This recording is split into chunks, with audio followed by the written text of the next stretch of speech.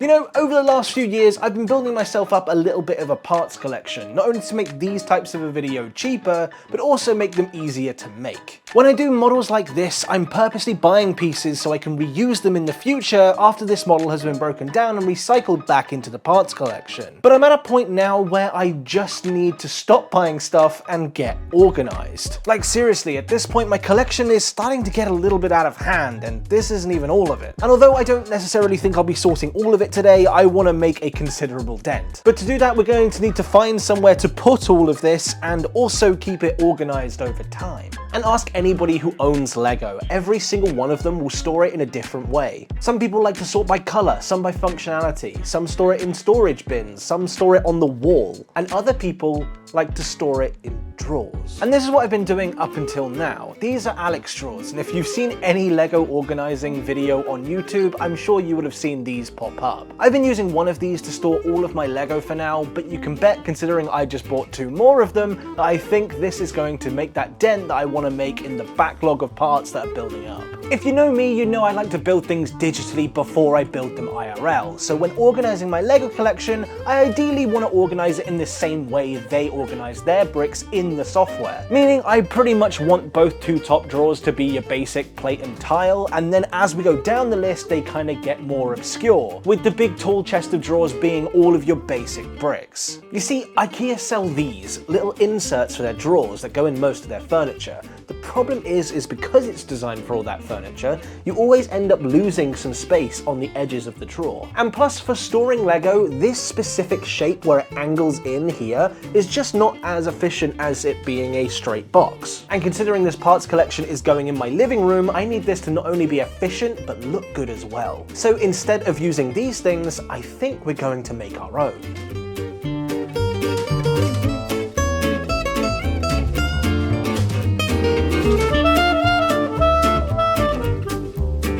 And the way we're going to do that is with a technology called 3D printing. If you don't know how 3D printing works, you basically take a big spool of plastic and run it through an extruder that knows exactly where to put this plastic, and it builds up layer by layer until you get the item that you want. And here's what I'm thinking. We basically design our own boxes, but make them to the exact dimensions of the drawer, so we don't lose any of this valuable space that we could use when sorting out our Lego collection. The boxes I have are already overfilling, so we need to make our boxes a little bit bigger, but if I try and make them bigger, then they don't fit on this print bed, so... Thanks, Bamboo. Bamboo graciously sent me out their A1 to get this project done. It's basically the bigger brother of the A1 Mini from last video. It has almost exactly the same amount of features. It's got the camera, the bed leveling. It's all the same with this one, except it's got that additional Z-rail, so it feels really robust. But the main beauty of this one is it's got that slightly bigger print bed, which means that we can hopefully print those bigger boxes that we need for our drawers.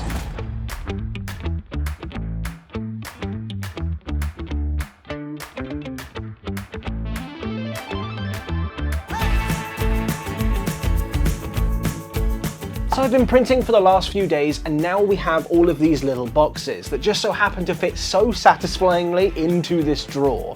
But before I can go ahead and start sorting out all of my Lego into these drawers, I have noticed a few issues with them. For starters, there's nothing wrong with these boxes per se. They definitely do the job. They do fit into the drawers perfectly, but that is one of the problems. If I want to find a specific piece or take this box over to a project that I'm working on, then it's quite difficult to get this out of the drawer because they all fit in so snugly. Having some sort of handle attached to the boxes would have been a good way of getting it out of the drawer so I could easily take it to a project I'm working on. But the second issue is one I can't really avoid, and it's not really a problem with the boxes again, it's a problem with the drawers themselves. Anyone who owns these drawers will tell you that its biggest problem is the drawer doesn't open all the way, meaning you lose a little bit of space at the back of the drawer. Now, some people who have these drawers still like to utilize that space in the back by storing stuff like bulk Lego that they've got spares of, but as I like every piece to kind of have a home, I don't really want to store things at the back of the drawer. It just feels like a waste of space. One thing I do really like though is this grid system. I just need to find a way of using this grid but being able to slide it forward so I can access the stuff in the back. And then it occurred to me that there is a system almost like this. It's called Gridfinity, and if you don't know what Gridfinity is, it's a 3D printed grid system that allows you to pretty much sort anything into anywhere. But it's like I say, I want these to be able to slide forward, so we can't can't really use it. But it turns out Gridfinity was based on a system that this guy called Alex Chappell designed. And it turns out he's got a bunch of sorting systems that are laid out for certain different types of furniture. And one of them just so happens to be the Alex Draw IKEA system. I really want to see if this works for our application, and it turns out he's already got files that work with the Bamboo printers. So loading up Bamboo Studio and choosing the boxes we want, checking the settings are correct, we can get to start printing some boxes.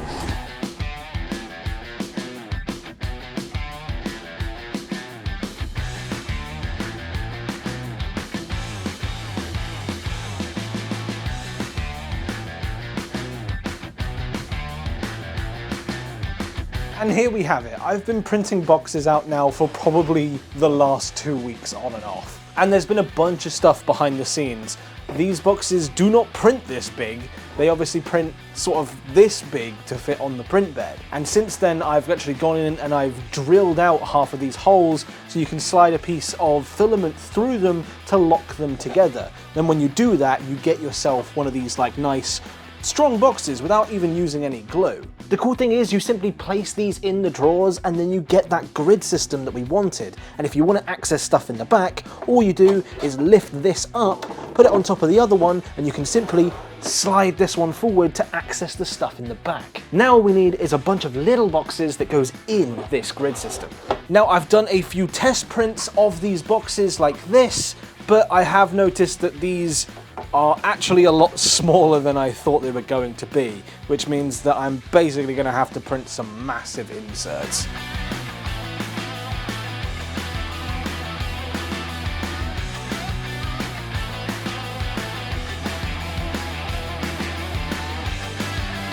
And while that cracks on, I thought I'd answer a question that some of you probably will have. This system is pretty much only going to be for your basic brick and tile, but all of those little tiny Lego pieces that I'm sure people are going to wonder where the hell I'm going to put, I ended up buying some of these Racco units off of Amazon. Things like little Technic pins and clips I think will be really good to go in these types of drawers, and I ended up buying a little labeler, and eventually I'll make up some sort of system that'll be easy to read and I'll know where pieces are as and when I need them.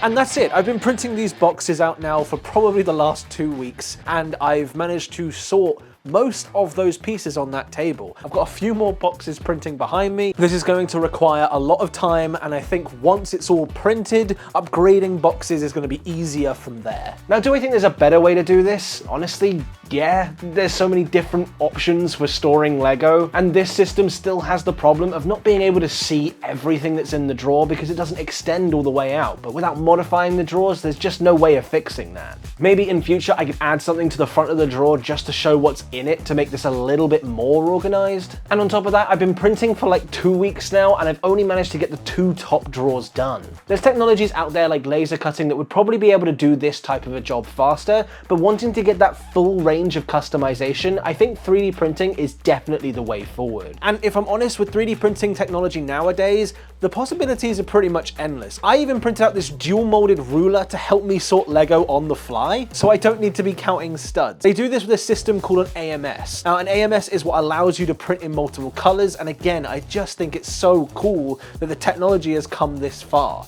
The Bamboo Lab printers are genuinely some of the best printers I've used, and they got a Black Friday sale on right now, so now is the best time to pick one up. I've left links to everything in the description below. Please go and check them out, and once again, thanks Bamboo for sponsoring this video. Please make some suggestions on how I can improve this down in the comment section below, and if you didn't see my last video where we talked about some crazy Lego mistakes, just click this video up here. I'll see you guys in the next one.